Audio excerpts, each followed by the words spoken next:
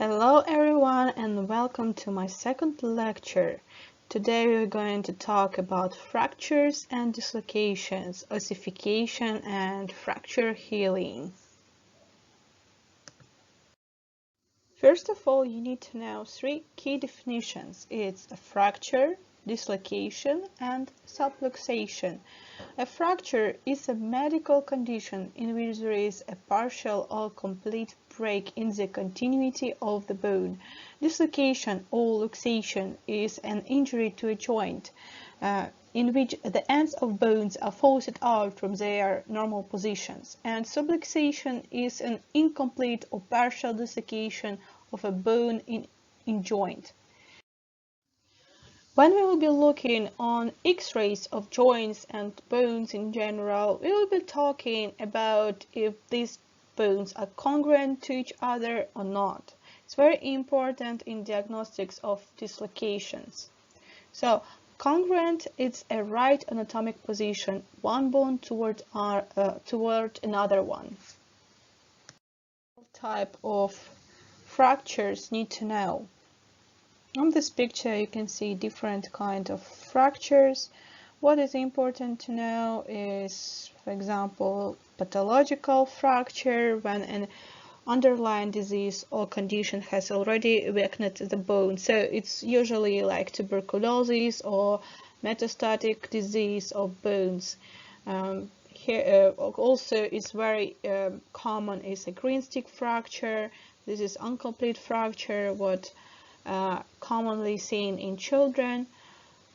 So can be combination of fracture and dislocation, longitudinal fracture, and etc. Here is some more types of fractures you can see. For example, torus fracture, it's common for children as well, is an incomplete fracture.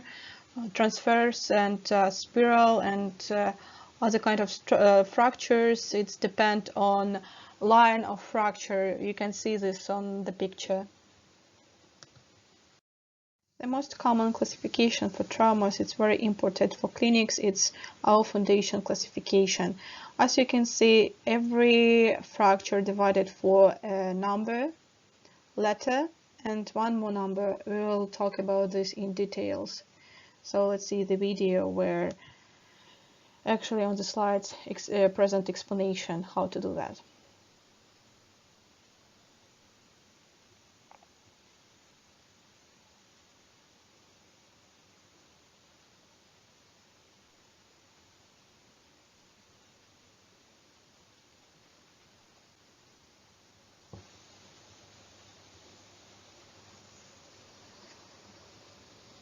So first of all, location. Where is this fracture is located?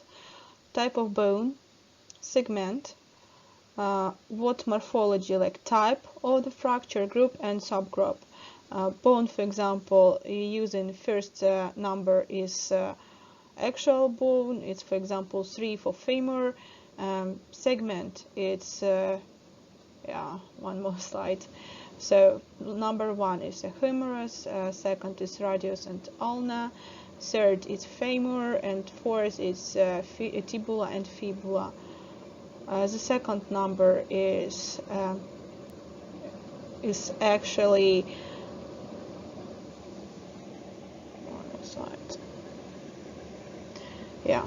over here you can see like a second number is responsible for localization of the fracture in bone. It's a proximal number 1, second diaphysis, and third distal part of the bone.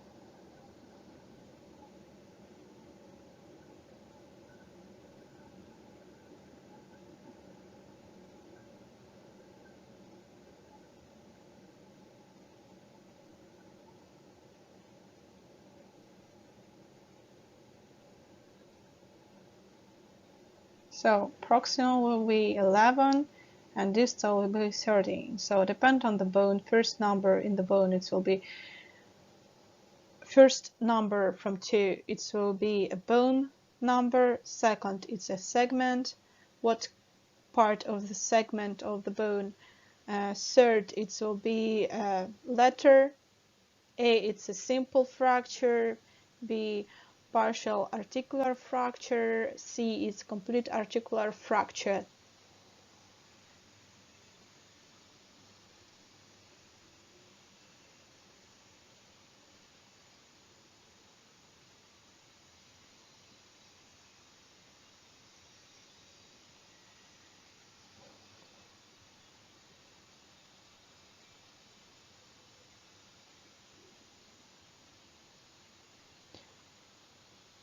So let's come back to our general scheme, and as you see, different bones has different ABCs and different numbers of after these letters.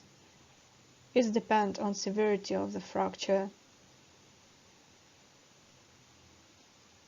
So C3 will be more severe and C1, for example, will be more slight.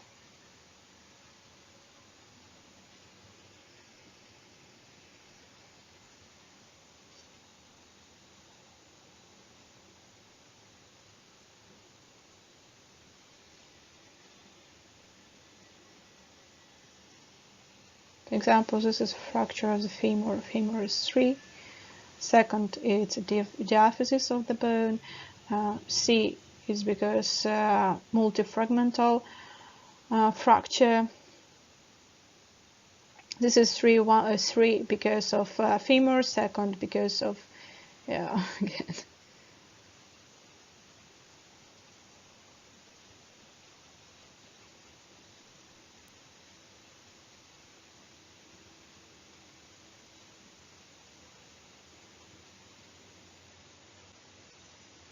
So now you understand how to classify any kind of fractures. So it's in general appearance, it has numbers and letters. So first letter, it's a bone number. Second, it's a segment. It means what part of the bone is injured. For example, it can be a proximal bone, distal, or a shaft of the bone. So 1, 2, 3, and afterwards going a letter, which actually shows us what kind of damage to bone is. It, for example, can be simple, without any dislocation of the fragments, like 2 fragments, and it's standing one toward other without any dislocations. Type B, it's present some fragments of fracture, like it's multi-fragmental fracture, but without major dislocations of the fragments. And third type, it's C type. It can be intra-articular fracture, and also if it's multifragmental fracture, complex fracture. And also each letter has 3 letters, 3 numbers, I'm sorry, which shows severity of this fracture. Now we're moving for another classification, what is important for our practice as an orthopedic surgeon. This is the Gustila and Anderson classification for open fractures. There is 3 major types of fractures, and third type divided for ABC. This classification rely on wound and in general damages of the soft tissues. For example, type 1 is very slight damage, and this fracture is unlikely to be infected, so treatment for this kind of fractures is more simple in comparison, for example, for fractures with type 3C, where present deficit of soft tissues, vascular injuries, nervous injuries. So, and also these kind of fractures like 3C, it's more likely to be infected.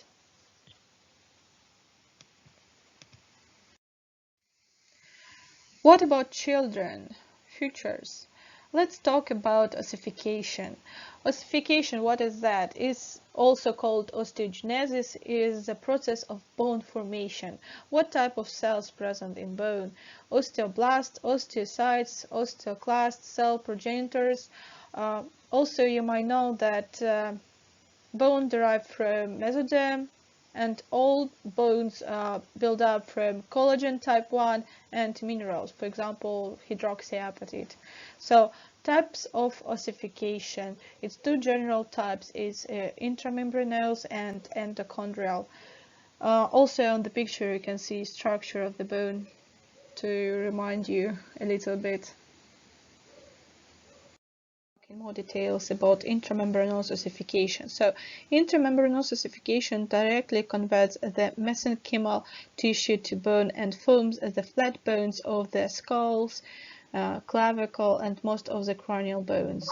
5 steps can summarize intramembranous ossification. First step is mesenchymal cells differentiate into osteoblast and group into ossification centers. Second step, osteoblasts become entrapped by the osteoid they secrete, transforming them to osteocytes.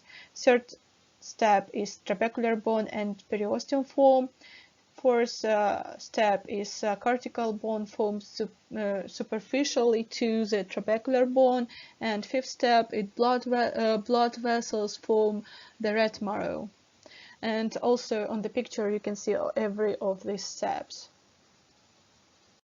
Another type of ossification is endochondral ossification. It begins with mesenchymal tissue transforming into a cartilage intermediate, which is later replaced by bone and form the remainder of the axial skeleton and the long bones. It can be divided for 5 steps. Its mesenchymal cells differentiate into chondrocytes and form the cartilage model for bone. Second step is chondrocytes near the center of the cartilage model undergo hypertrophy and alter the contents of the matrix they secrete, enabling mineralization. Third step is chondrocytes undergo apoptosis due to decreased nutrition availability. Blood vessels invade and bring osteogenic cells. And fourth step is primary ossification center forms in the diaphyseal region of the periosteum called the periosteal collar. And fifth step is secondary ossification center develop in the epiphyseal region after birth. On this slide, on this picture, you can see all of these 5 steps on the picture. Another thing you need to know that while bone is replacing cartilage in the diaphysis, cartilage continues to proliferate at the ends of the bone, increasing bone length. These proliferative areas become the epiphyseal plates or physeal plates or growth plates, which provides longitudinal growth of the bone after birth and into early adulthood. Why is it important to know ossification? Because you will understand pathologies such as dysplasia, osteogenesis imperfecta, achondroplasia, acromegaly, rickets.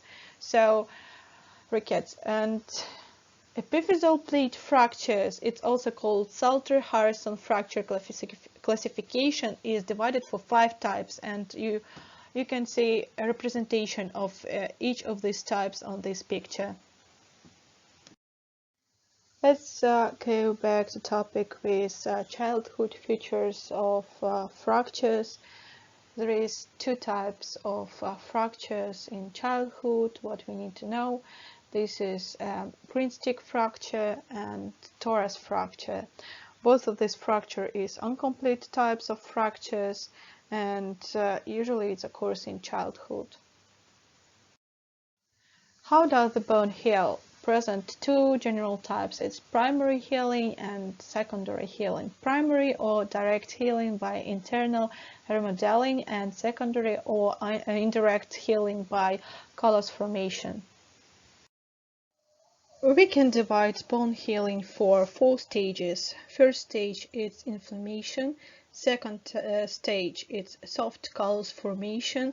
Third stage is hard callus formation, and fourth stage is remodeling. At the first stage of inflammation, it takes for 1 week after the fracture. It's also called stage of hematoma.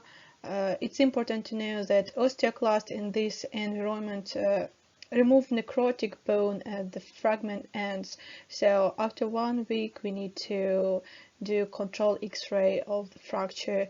Usually, fragments or pieces of the fractured bone can dislocate after 1 week. That's why we need to see on the X-ray as a routine check on the fracture. So let's talk right now about dislocations. You already know what does it mean, and let's think what you will see when you will see these patients. It will be loss of ability to move at the joint, visibly deformed joint, one looks out of the place, shortening of the limb, rigid movements at the limb. Dislocations is mostly you will see of the shoulder, sometimes fingers, elbow, hip joints. So it's the most common dislocations. About classifications of the dislocations, you might classify it like depend on the direction where the bone gone out. So it can be anterior, posterior, inferior, and superior. Like 95% of shoulder dislocations, it will be anterior, and hip joint, it will be 90% of posterior dislocations. You will see a normal and pathological X-ray right now. From the left side, you see normal anatomical structure of the shoulder, and from the right side you will see shoulder with anterior dislocation. Also on this slide you can see X-ray of the posterior dislocation of the hip joint. It's also need to say about radial head dislocations. It's very common in children. It's also called narsine or pulled elbow. It's because of anal ligament lesions. Definition of narsine or pulled elbow because of the mechanism of trauma, as you see on the picture. On this video you will see how to do reduction of the dislocation of shoulder.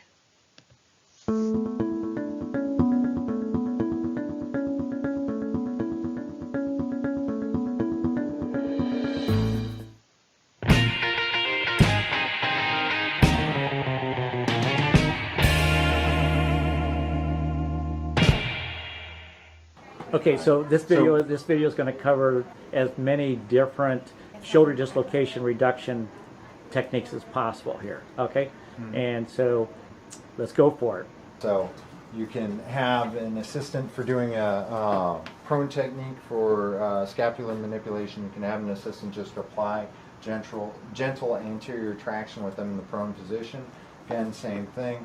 You're going to come in and you get your thumb into position on the acromion and on the scapular wing, and you're going to rotate with the scapular wing going medially. Okay.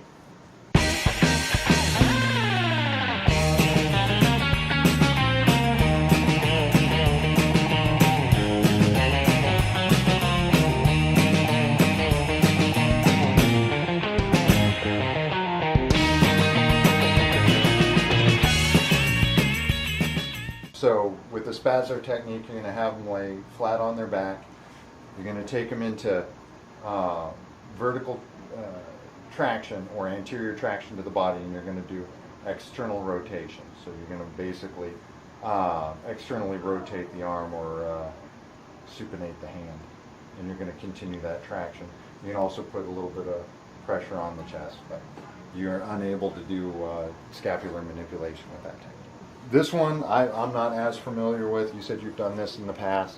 This is my go-to. Okay, so again, they're in that same position, holding themselves at not full internal rotation.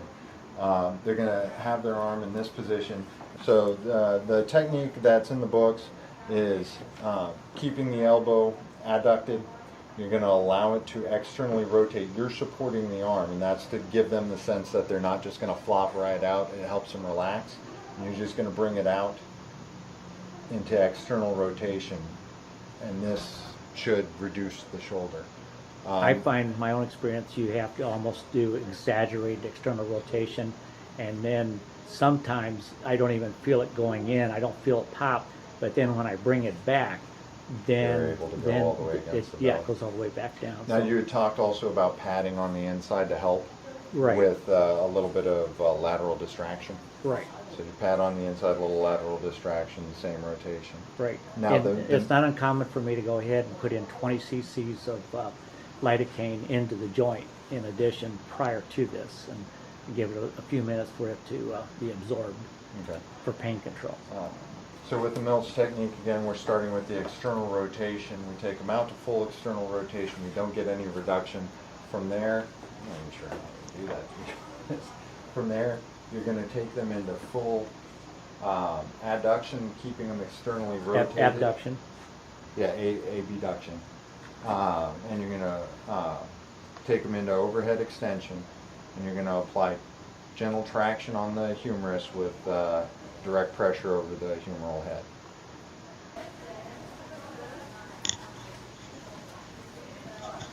All right, so lay down flat. So with counter traction, so you're going to come up high in the shoulder, and it's just like it sounds. So he's going to be pulling traction going in direction against my traction. I'll be, basically you're going to keep her from moving, Okay. and I'm just going to lean back. And so all I'm doing, the key to this is gentle traction. Now, one thing you will see a lot of people, and I've seen people do this, is they'll start trying to reef on it because this is kind of an aggressive approach in general. All it is gentle traction. What you want to overcome are the four muscles that are in the rotator cuff. And if you just keep that constant tension, they're eventually going to relax on their own. So it's not the amount of force, it's the gradual traction that's applied. Okay. Okay. So this is the Ferry's technique for anterior shoulder dislocation reduction. So you're going to have the patient lay with their arm completely to their side, and again, they're going to want to try and keep it preferentially up, but you just kind of gradually coax them into this position right here. You're going to apply distal traction. You're going to start manipulating the shoulder coming into abduction, going up and down in a 10-degree arc. That up and down motion is intended to relax the rotator cuff muscles. Now, if you don't have an obvious reduction of the joint at 90 degrees, you okay? If you don't have an obvious reduction at 90 degrees, you can, at that point, externally rotate the arm and continue, and that should reduce the shoulder. The Cunningham technique for reducing the shoulder. So helps get down in line with the patient. Have the patient go ahead and rest their palm, grab your shoulder. Now again, getting them into this position, not getting my face in Nope. it. Getting them into this position is key because they're going to be really tense about it. So you're going to rest your arm in the crease of their elbow, and they're going to hold on, and that's going to create a little bit of gentle distal traction.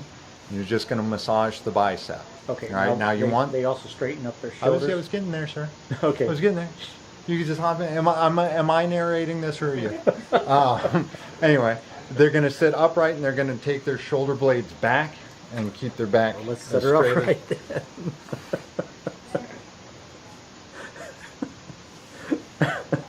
All right. All right. So at this point, I'm going to just be massaging. She's going to try and keep her posture as in line as possible, which helps keep the scapula in advantageous position for reduction. And you just want to make sure that you're rubbing on the areas involving the rotator cuff, so supraspinatus and infraspinatus regions, and a little bit on the anterior shoulder, and they should reduce. Okay, so the biceps, deltoid, and all that stuff gets massaged. Yes, sir. Got it. So Stimson technique for anterior shoulder dislocation reduction. You have the patient in the prone position with their arm extended in front of them. Hardest part is to get them into this position in a relaxed fashion to where they don't tense up. You go ahead and place a harness on. This one has an inflatable cuff to help secure it to the forearm. Just go ahead and verify that they actually have a distal pulse before you go apply the bag. All you're going to do is bag about 10 to 15 pounds traction, or 10 to 15 pound weight bag, and it's going to apply gentle traction. Key thing, you want to make sure that the bag actually hangs off the floor and you have enough distance for it to go. Now a variant on this would be again, you could do the prone technique of scapular manipulation along with the Stimson technique, which would just then make it the prone technique again. So identify the acromion, scapular wing, translate the inferior scapular wing medially, and you should get a reduction. Go ahead and lay flat. So the counter traction for inferior dislocation. So the patient's going to generally present with their arm in the fully adducted, or abducted position, arm above their head, inability to mobilize the joint. So you're going to drop the sheet, lift your head a bit, and drop the sheet under their body. Your assistant's going to go ahead and do counter traction. What you're going to do is grab, control the arm. You're going to distract the humerus, pulling it back into alignment, and in line with the glenoid, and it should reduce. So this is a reduction of posterior dislocation. Oftentimes patients will present with their belly, or their hand flat against their belly. So essentially it's going to start a lot like traction, counter traction with the anterior technique, except for in this instance we will stay anterior. We're going to go ahead with external rotation. So we're going to externally rotate and draw them anteriorly, continuing the external rotation. Another method you can add to it with the external rotation, grab the humeral head and attempt to guide it anteriorly along with that traction. You can also place the sheet up in the axe pocket to help draw if you're unable to get the angle on it to apply the force.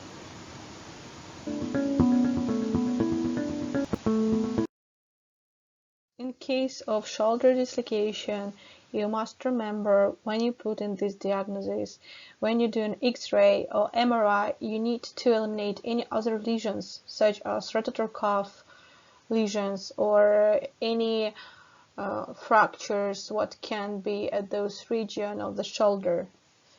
Now let's see the video about hip dislocations. This week for EMN5, we're going to talk about hip dislocations, and I'm mainly going to focus on posterior hip dislocations because they make up the majority. It's almost 90 to 95% of dislocations. And this is where the femoral head is forced out of the acetabulum and actually rests behind it. So there's two kind of mechanisms and presentations that I think of for hip dislocations. One is this very low energy, usually is adults with prosthetic hips. And the other one, much more concerning, is this high-energy traumatic mechanisms. And these are really considered an orthopedic emergency. The most common we think of is in car accidents. It's actually caused by the dashboard. So as the knee sits flexed like this, the dashboard hits against the knee, causes that force to go back towards the hip and actually dislocates the hip posteriorly. And we have to remember that really significant force is actually required to dislocate a hip in trauma. So about 95% of these patients actually have other very serious injuries. Think of like pelvic fractures, lumbar fractures. So you really have to do a complete trauma evaluation and probably even have a trauma consult on these patients. Now this is in contrast to the low energy ones that I was talking about. And depending on what your ER population is, you might actually see these even more commonly. This is going to be the adults with prosthetic hips, and this is a completely different story, much less concerning. Overall, there's really minimal mechanism. A lot of times it's just caused by crossing your legs, bending over, trying to get up from the chair, even flipping over in bed. And it's actually not that uncommon. About 2 to 5% of people that have a prosthesis will have a hip dislocation, usually occurring in the first week or months after surgery, and a lot of times they're even repeat offenders. And the good news for us as emergency physicians is that there generally is a very good success rate in reducing these prosthetic joints. There's a much lower risk of other complications like associated fracture, and there's much less urgency as well because there's no risk of femoral head necrosis, for example. And unlike other traumatic dislocations, these patients can actually usually be discharged straight from the ER with follow-up with their orthopedist. Okay, so what do we do for an exam for these patients? They'll generally present with a shortened, adducted, and internally rotated hip. So it's kind of the opposite from a hip fracture.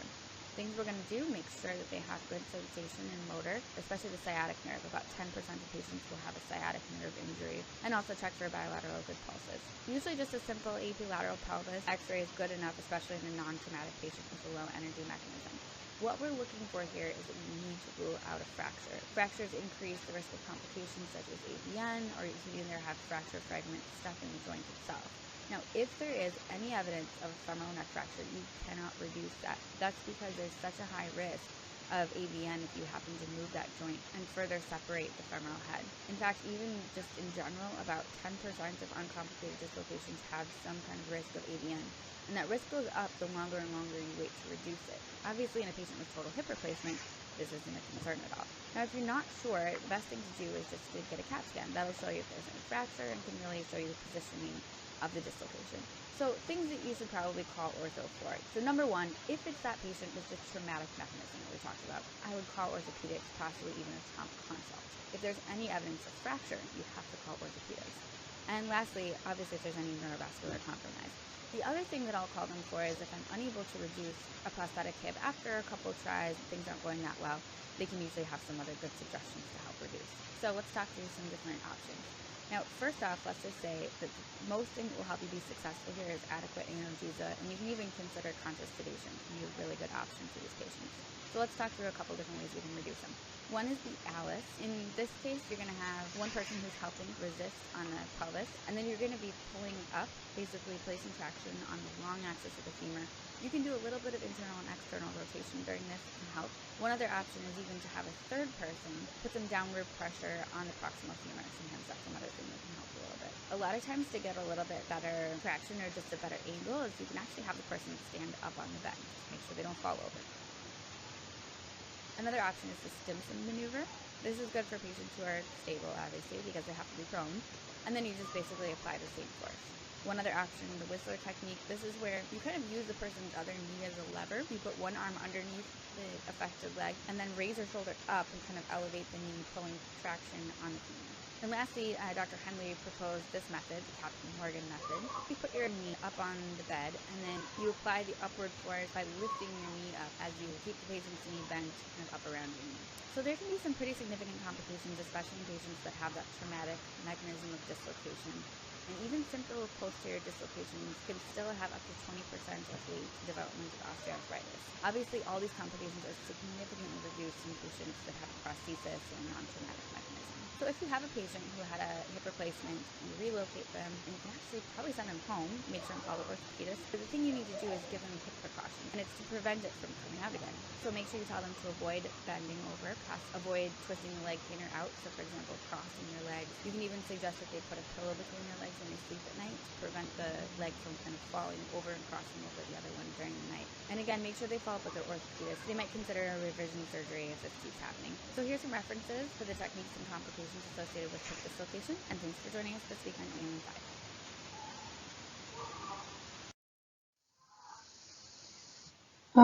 Let's move on to the fracture diagnostics. So first of all, the four main signs of fracture is bruising, swelling, deformity, and crepitus.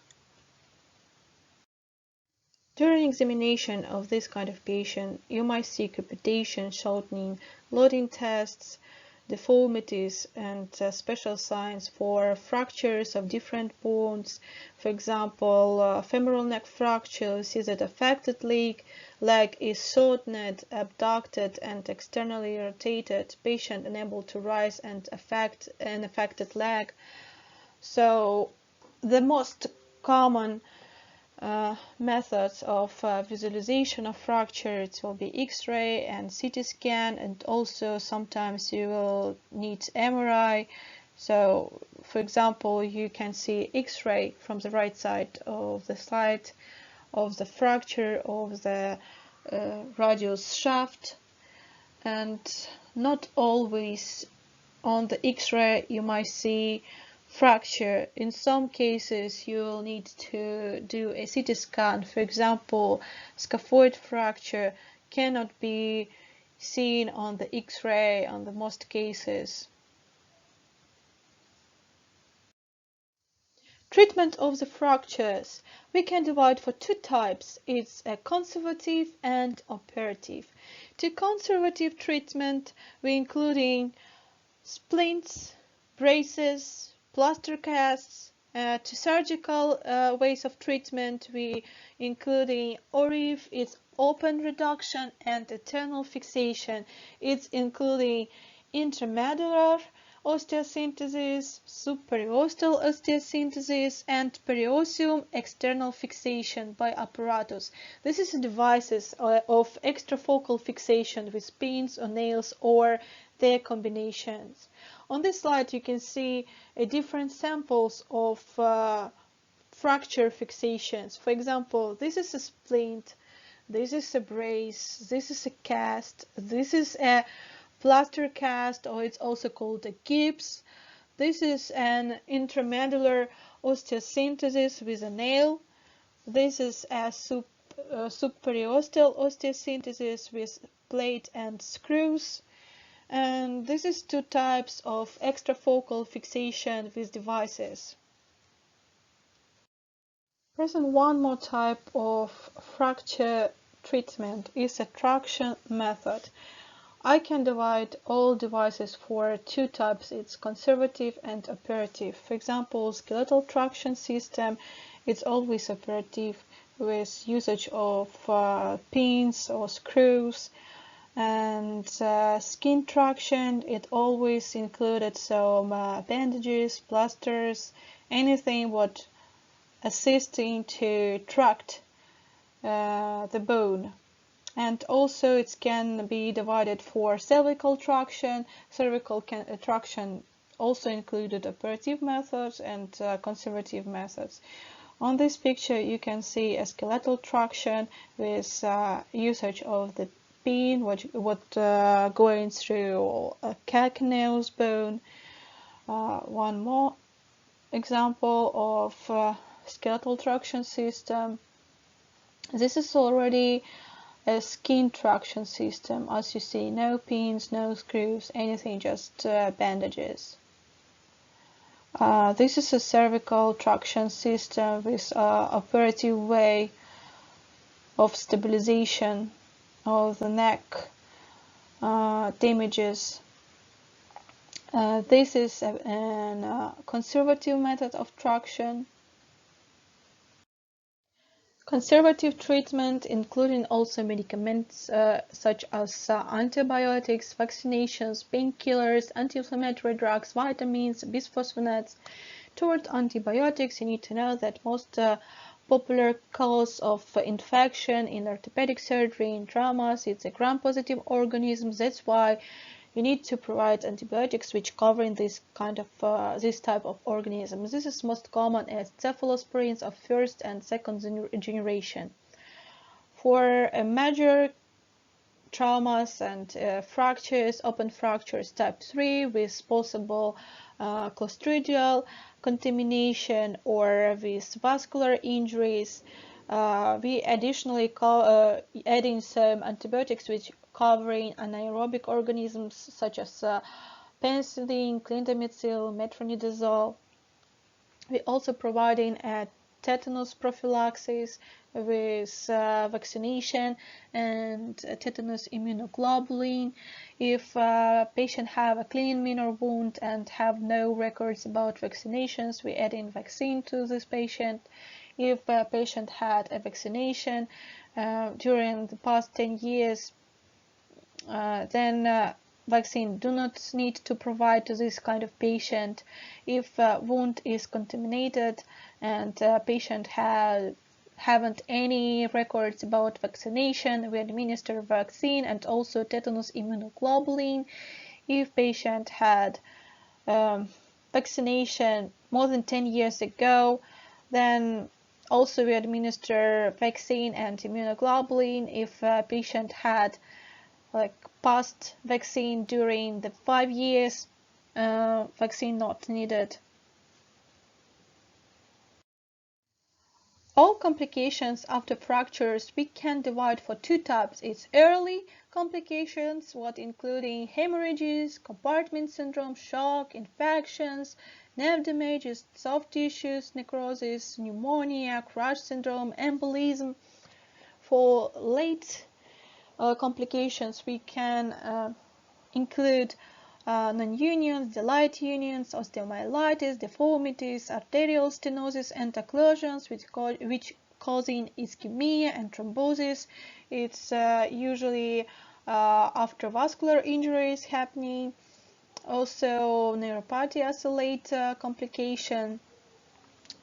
So, what do you need to know about delayed unions? It's all unions what's happening but little bit late during 6 months period after the fracture, and non-unions it's when absent consolidation within like more than 6 months. On this picture you can see osteomyelite infection and destruction of the bone. On this picture from the left side you can see types of non-unions. It can be hypertrophic, oligotrophic, atrophic, necrotic, and with defect. And on the picture you can see non-union. This is generally have an appearance as a fresh fracture in most of the cases. So usually when patient come and you see in the X-ray of this patient, usually you can't see that this patient had fracture so long time ago. Sometimes it's just have appearance of the fresh fracture. So that's all for today. Thank you for attention.